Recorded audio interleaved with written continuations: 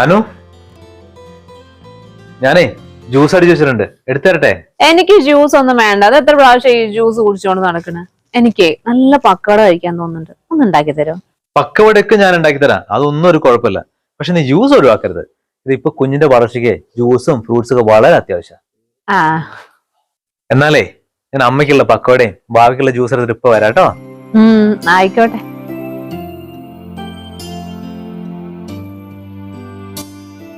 നീ കൊറേ നേരം നടക്കുന്നേ, കുറച്ചു നേരം വന്ന് ഇരുന്ന് തന്നാലേ. ഞാൻ വരാം.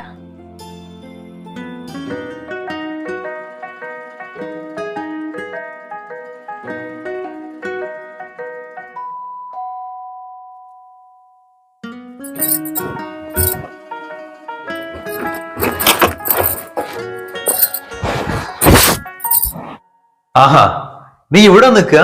ഈ തുണികളൊക്കെ ഇപ്പൊ തന്നെ ഒന്ന് ഉണങ്ങാനിട്ടെ. നല്ല വെയിലില്ലേ? ഇപ്പൊ ഇട്ടുണ്ടെങ്കിൽ പെട്ടെന്ന് ഇതായി കിട്ടും. നിന്നോട് ഞാൻ പറഞ്ഞിട്ടില്ല ഈ സമയത്ത് ഇങ്ങനത്തെ പണികളൊന്നും ചെയ്യരുതെന്ന്. അതിൽ ഹെവി ആയിട്ടുള്ള ബ്ലാങ്കറ്റും ബെഡ്ഷീറ്റ് ഒക്കെ ഇല്ലേ, അതൊക്കെ ഞാൻ ചെയ്തോളാം. ഇതൊന്നും നീ ചെയ്യണ്ട. അതൊന്നും കുഴപ്പമില്ല ഏട്ടാ. അതൊക്കെ കുഴപ്പമുണ്ട്. നിന്നോട് ഒറ്റയ്ക്ക് സ്റ്റെയർ കേസ് കയറി മേലെ വരാൻ പറഞ്ഞത്? എന്നെ വിളിക്കണ്ടേ? നീ തൽക്കാലം തുണി അവിടെ വെക്ക്, അതൊക്കെ ഞാൻ ചെയ്തോളാം. ഏട്ടൻ പറയുന്ന തോന്നി ഈ തുണികൾ മുഴുവൻ ഞാനാണ് അലക്കിയിട്ടേന്ന്. എത്ര ദിവസം ഞാൻ ഒന്നും ചെയ്യാണ്ട് വെറുതെ ഇരിക്കുക. എന്തെങ്കിലും ഒരു എക്സസൈസ് എനിക്കും വേണ്ടേ? അപ്പൊ നീ രാവിലെ എഴുന്നേറ്റ് നടക്കുന്നതും മുറ്റടിക്കുന്നതും എക്സസൈസ് അല്ലേ? പിന്നെ നീ യോഗയും ചെയ്യുന്നില്ലേ?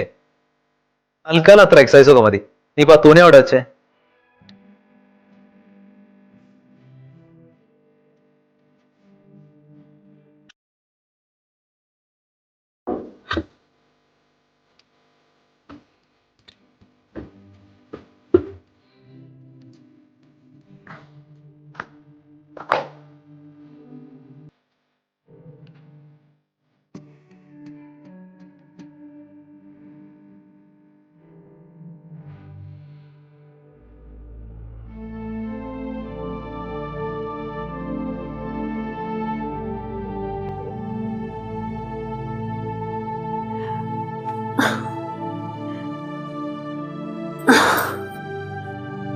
എന്ത് പറ്റി?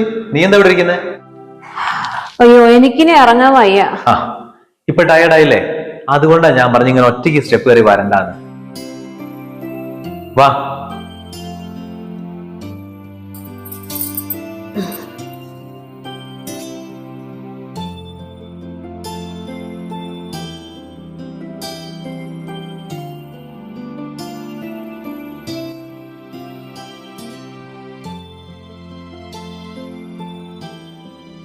നീ കുറെ നേരം ടി വി കണ്ടോണ്ടിരിക്കുന്നത്. ഇനിയിപ്പോ കണ്ണുവേനെ വരുത്തിയേക്കണ്ട. വന്ന് കിടക്കാൻ നോക്ക്, സമയം 11 മണി കഴിഞ്ഞു. എനിക്ക് ഉറക്കം വരുന്നില്ല. അതെന്താ നിനക്ക് ഉറക്കം വരാത്തെ?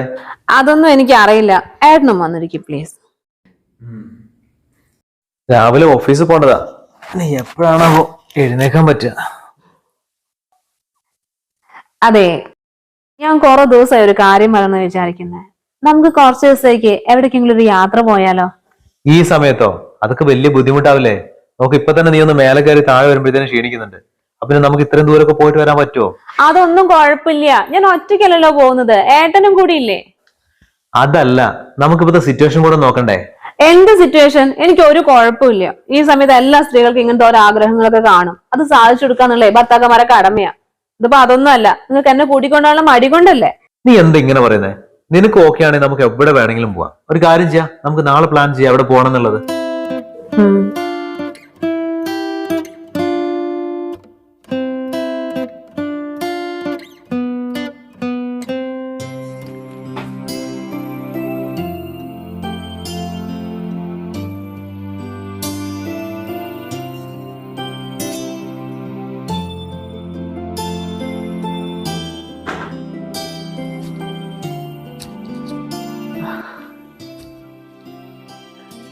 ഏട്ടാ, ഈ തുണികളൊക്കെ ഒന്ന് മേലെ കൊണ്ടിടുവോ? അതിനാ ഞാനിടുന്നേ, നീ കൊണ്ടേയിടേ. അതല്ല ഏട്ടാ, ഈ സ്റ്റെപ്സ് കയറാനേ എനിക്ക് നല്ല പാടായിട്ട് തോന്നുന്നു. ഓ പിന്നെ ഈ 5-6 സ്റ്റെപ്പ് കയറാൻ ഇത്രയും വലിയ പാട്? എടി, ഈ സമയത്താണ് മേലാണെങ്കിൽ പണിയെടുക്കണ്ടേ. ഇതിന് ബെഡ്ഷീറ്റും പിന്നെ ഹെവി ആയിട്ടുള്ള കുറെ തുണികളൊക്കെയാ ഉള്ളത്. ഇതും കൊണ്ട് ഞാൻ എങ്ങനെയാ ഇത്രയും മേലേക്ക് കേറുക? ഇത് അലക്കിയെടുത്ത് ഇങ്ങോട്ട് എത്തിയപ്പോ തന്നെ എനിക്ക് മതിയായി. നിന്റെ പറച്ചിലായിട്ട് വിചാരിക്കും നീ അത് പുഴയിലോ കുളത്തിലോ ഒന്ന് കഷ്ടപ്പെട്ട് അലക്കിക്കൊണ്ടിരാന്ന്. ഇതാ മെഷീനിലിട്ട് അലക്കിക്കൊണ്ടുന്ന സാധനല്ലേ, അതാ മേലെ ചെന്നിരുന്ന ഒരു പാടുമില്ല. എനിക്ക് വേറെ പണിയുണ്ട്, ചെന്നിടാൻ നോക്ക്.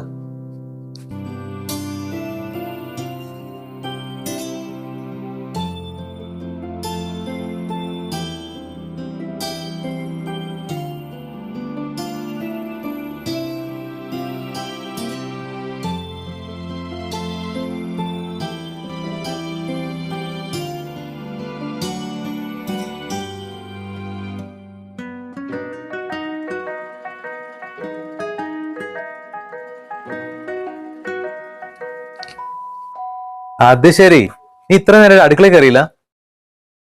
നിന്നോട് എത്ര നേരം ഒരു ചായ എടുത്തരാൻ പറഞ്ഞിട്ട്, എന്നിട്ട് നീ ഇവിടെ തന്നെ നിൽക്കുക? അതല്ല ഏട്ടാ, എനിക്ക് അടുക്കളയിൽ ഓരോരോ മണം തീരെ പറ്റണില്ല. ഞാൻ രാവിലെ തന്നെ എങ്ങനെയോ നിന്ന് ഭക്ഷണം ഉണ്ടാക്കിയതാ. ഏട്ടൻ ചായ ഉണ്ടാക്ക്. നീ അത് ചെയ്യാൻ പറ്റില്ല, ഇത് ചെയ്യാൻ പറ്റില്ല എന്ന് പറഞ്ഞ എന്തൊക്കെ കാര്യത്തിൽ മാറി നിൽക്കും? അതൊക്കെ ഓരോന്നും ചെയ്യുമ്പോൾ അങ്ങോട്ട് ശരിയായിക്കോളൂ. ഇത് തൽക്കാലം അടുക്കളയിൽ കയറാൻ നോക്ക്.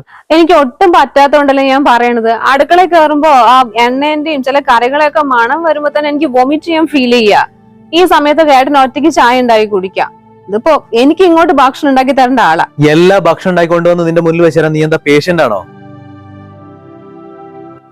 നീ പ്രഗ്നന്റ് ആണ്. ഈ സമയത്തെ കുറച്ച് ആക്റ്റീവായിട്ട് നടക്കുക വേണ്ടത്. നീ ഇപ്പൊ ഒരു ചായ എടുത്തു വെക്ക്.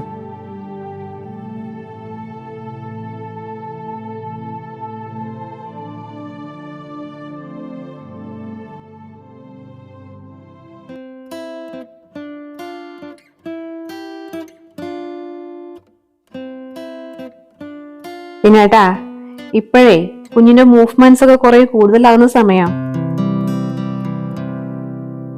ഇത് നോക്ക്, ഗ്രോത്ത് ചാർട്ട് കൊടുത്തിട്ടുണ്ട് ഇതില്. ഞാൻ കുറെ നേരമല്ലേ നിങ്ങളോട് സംസാരിച്ചുകൊണ്ടിരിക്കുന്നത്. നിങ്ങൾ എന്താ ഒന്നും അറിയാത്ത പോലെ ആ ഫോണും നോക്കിക്കൊണ്ടിരിക്കുന്നത്? ഇതൊന്ന് നോക്ക്. ഓ, നീ നോക്കിയാ മതി. നിനക്ക് ഇതന്നല്ലേ പണി? 24 മണിക്കൂറും വേറെ പണിയൊന്നുമില്ലല്ലോ. നീ തന്നെ നോക്കിരുന്ന്. എന്നാൽ ഇതൊക്കെ അറിയാനുള്ള ഒരു ക്യൂരിയോസിറ്റി നിങ്ങൾക്കും ഉണ്ടാവണ്ടേ?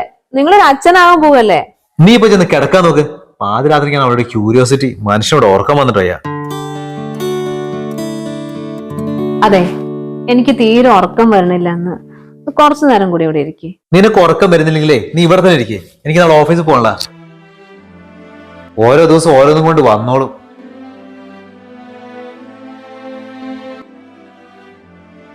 ശരിയാണ്, എന്നാ പിന്നെ ഞാൻ പിന്നെ വിളിക്കാം. ആ, ഓക്കെ.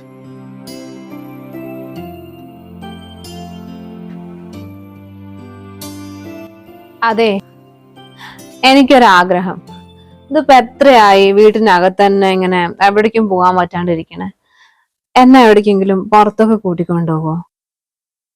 അത് എപ്പോഴും ഇങ്ങനെ വീട്ടിൽ തന്നെ ഇരിക്കുമ്പോഴേ മനസ്സിന് എന്തോ ഒരു ടെൻഷനൊക്കെ പോലെ. പുറത്തൊക്കെ പോയി കഴിഞ്ഞാ ഒന്ന് മനസ്സൊക്കെ ഒന്ന് ഫ്രീ ആവൂലേ? എന്നാ പിന്നെ നീ നിന്റെ വീട്ടിൽ ചെന്ന് കുറച്ച് ദിവസം കഴിഞ്ഞില്ലേ കാര്യം? അല്ല, അങ്ങനെയല്ല. എനിക്കിങ്ങനെ കുറെ പച്ചപ്പും പിന്നെ നദികളും ഒക്കെ ഉള്ള അങ്ങനത്തെ സ്ഥലത്തൊക്കെ പോണം. അവിടെ 1-2 ദിവസം നിക്കണം, അങ്ങനെയൊക്കെ തോന്നുക. ആ, ഈ സമയത്ത് ഇല്ല തന്നെ നിന്നോട് നീ പറഞ്ഞിട്ട് എനിക്ക് അത് ചെയ്യാൻ പറ്റില്ല, ഇത് ചെയ്യാൻ പറ്റില്ല, സ്റ്റെപ്പ് കയറാൻ പറ്റില്ല. നീ 100 കാരണങ്ങൾ കൊണ്ട് വരുമല്ലോ. ഇതൊക്കെയുള്ള നിന്നെ കൊണ്ട് ഞാൻ ഈ നാട് ഇറങ്ങാൻ പോണല്ലേ? നടക്കും മോളെ. അതുപോലെ അല്ലല്ലോ. ഇതിപ്പോ കുറച്ച് ബുദ്ധിമുട്ടാണെങ്കിലും ഇതൊക്കെ നമ്മുടെ മനസ്സിന് ഒരുപാട് സന്തോഷം ഉണ്ടാക്കുന്ന കാര്യങ്ങളല്ലേ? പ്രത്യേകിച്ചും ഈ ഒരു സമയത്ത് എല്ലാ സ്ത്രീകളും ഇങ്ങനെയൊക്കെ ആഗ്രഹിക്കൂലേ? ഓരോ മാസം ഞാൻ നിന്നെ ഹോസ്പിറ്റലിൽ ചെക്കപ്പിന് അങ്ങോട്ടും ഇങ്ങോട്ടും കൊണ്ടുപോയി വരുമ്പോ തന്നെ എനിക്ക് തലവേദന ആവുന്നുണ്ട്. ഇനിയിപ്പോ പുറത്തും കൂടെ പോവണ്ട. തൽക്കാലേ ഇവിടുന്ന് കിട്ടുന്ന സന്തോഷമൊക്കെ മതി. അതൊക്കെ പുറത്തു പോകണത്രേ. മനുഷ്യരെ പണിയൊന്നുമില്ലല്ലോ.